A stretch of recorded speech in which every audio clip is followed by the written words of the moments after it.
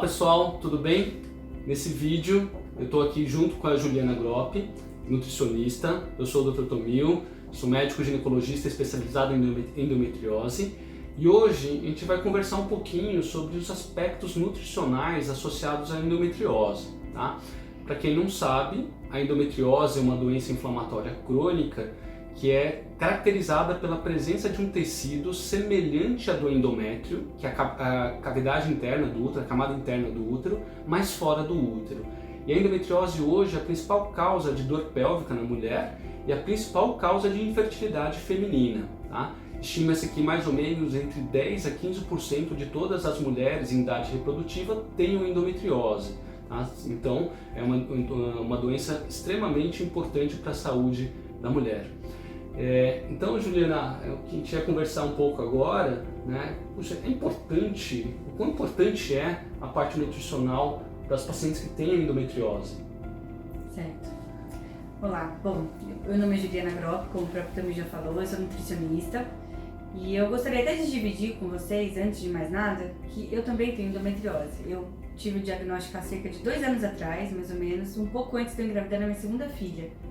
Foi um susto, eu já tinha tido uma gravidez anterior, sem dificuldade, e quando eu estava tentando engravidar da minha segunda filha, eu descobri endometriose. Eu tive sorte, eu sou uma das poucas que são assintomáticas, eu não tive dificuldade para engravidar e não sofro, por exemplo, de dor pélvica ou sintomas intestinais, apesar de ser uma endometriose profunda. E o próprio diagnóstico me fez me interessar sobre o assunto e eu resolvi estudar um pouquinho mais. Acontece que os estudos sobre endometriose são muito recentes, os estudos que relacionam a alimentação à endometriose. Então a gente não tem tanta informação ainda. Por exemplo, o papel da alimentação no aparecimento da endometriose ainda é incerto. A gente ainda não sabe se o que a gente come pode influenciar no desenvolvimento da doença. O que a gente já sabe é muito mais relacionado aos sintomas.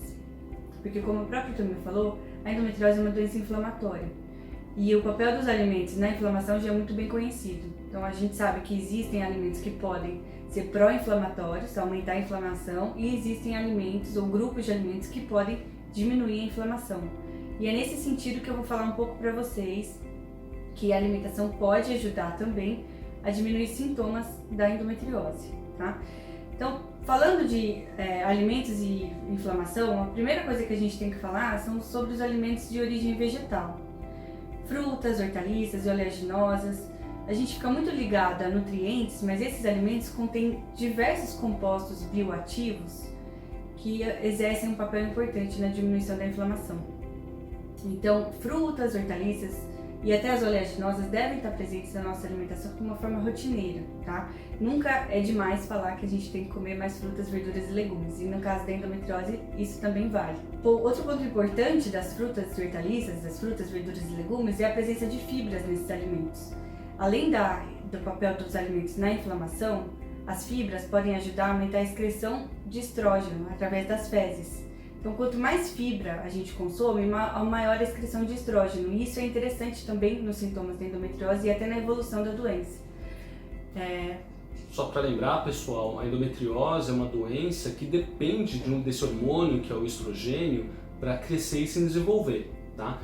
O estrogênio é o principal hormônio que vai estimular o aparecimento e crescimento de novas lesões, tá? Então, o fato de o alimento conseguir, com fibras, ajudar a eliminar mais estrogênio, certamente pode trazer um impacto positivo, tanto para melhorar os sintomas quanto para atrapalhar a progressão da doença na pele da mulher. Sim. Muito interessante isso, Ju. Pois é. E a gente fala muito das frutas, verduras e legumes, mas não pode esquecer dos outros alimentos que contêm fibras também, né? Então, os cereais integrais, por exemplo, fazer a substituição dos cereais refinados pelos integrais, arroz, pães, massas, consumo de leguminosas, o feijão que a gente come diariamente é super importante, mas se quiser substituir, temos a soja, a lentilha, a ervilha, o grão de bico, por exemplo, tá? E as próprias oleaginosas que têm fibras. Além das fibras das oleaginosas, outro ponto que é interessante também são as gorduras que a gente chama de gorduras benéficas para o organismo, é o ômega 3, por exemplo. O ômega 3 está presente nos peixes e alguns alimentos de origem vegetal, principalmente as oleaginosas.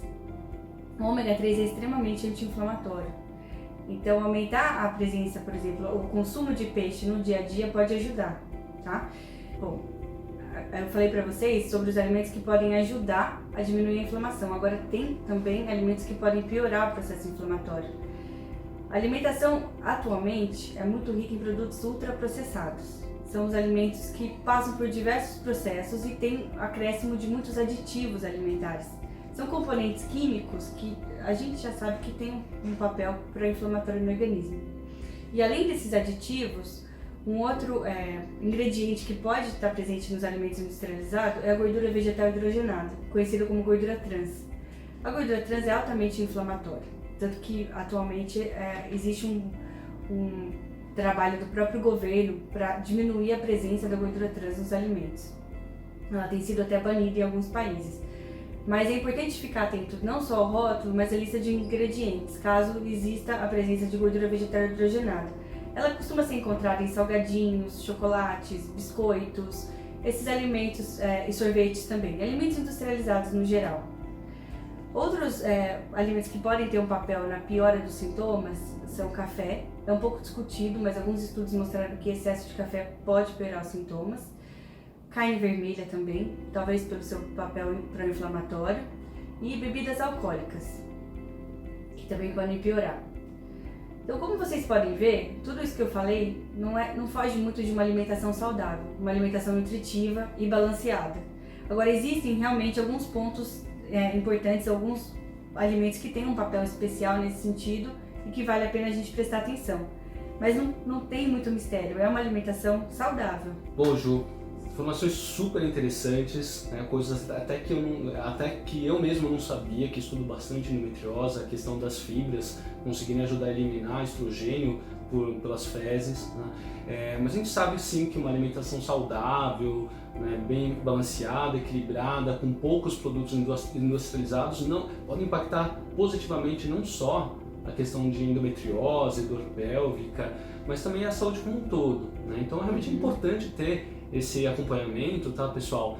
Principalmente pacientes que têm endometriose, sofrem muito com dor crônica, sofrem muito com a parte intestinal, inclusive, né? Essa mudança do hábito alimentar, uma adequação do hábito alimentar, vai impactar positivamente em vários outros aspectos, né? A diminuição de obesidade, né? Então tem várias questões envolvidas no nosso hábito alimentar que impacta demais a nossa saúde. Lembrando que tudo que compõe o nosso corpo entra pela nossa boca, né?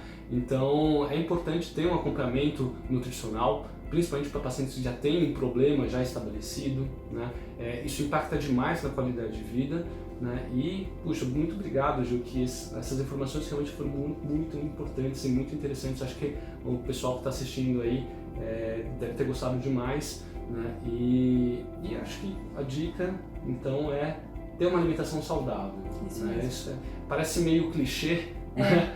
Mas é o que a evidência mostra pra gente mesmo, né? Ter uma alimentação saudável, balanceada, com bastante fibras, frutas, verduras leguminosas e tal, parece ser realmente, é o que impacta mais positivamente a nossa saúde. Tá? Isso mesmo. Sim, é um prazer compartilhar essas informações, porque realmente é um assunto novo. E é legal a gente prestar atenção, né, nesse papel da alimentação também, mais uma doença, né, na endometriose. Obrigada pela atenção. Obrigado, pessoal. Mais pra frente a gente vai fazer mais vídeos relacionados também à parte nutricional, não só a endometriose, mas também as outras doenças aí ginecológicas, tá bom? Legal, obrigada. Tchau, tchau.